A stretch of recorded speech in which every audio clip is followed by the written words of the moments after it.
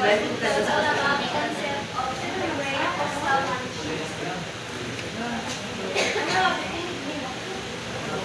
Integrated coastal management, also known as integrated coastal zone management or integrated coastal planning, is a holistic approach to sustainability management.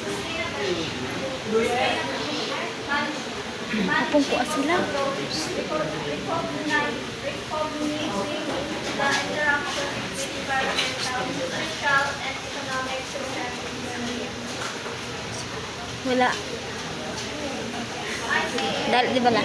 Balance diverse interests and activities in coastal zone to ensure long-term ecological health to human producing. Sino? It requires to active participation of the public and various authorities to take contact and facilitate development.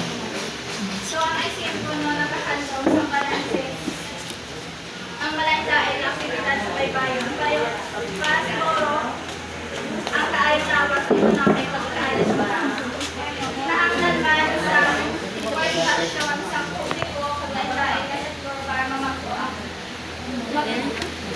Manibusyar sa funksyon sa pag-uswag. Kariko para sa publiko dapat na ilain din ang ating publiko para lain ang matukan sa ating pag-uswag sa ating mga lugar.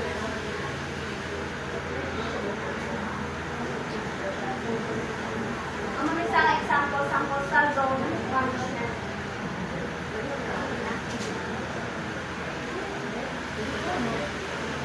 ICF focus on maintaining a balance between development and environmental protection through continuous decision-making and adjustment.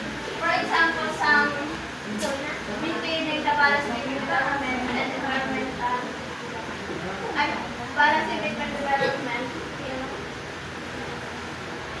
Ang example sa balance development and water system. Kung baka nakabalance ang tubig na gagawin lang.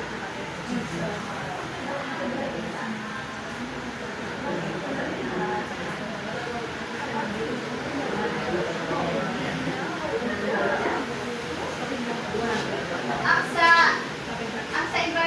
environmental protection, kung continuous decision making, ang example sina is ang kahoy na gamay, halimang tapos na mga 5 years, nakatungkot doon, tapos sobrang sa balay, tapos mabalik naman sa liwat sa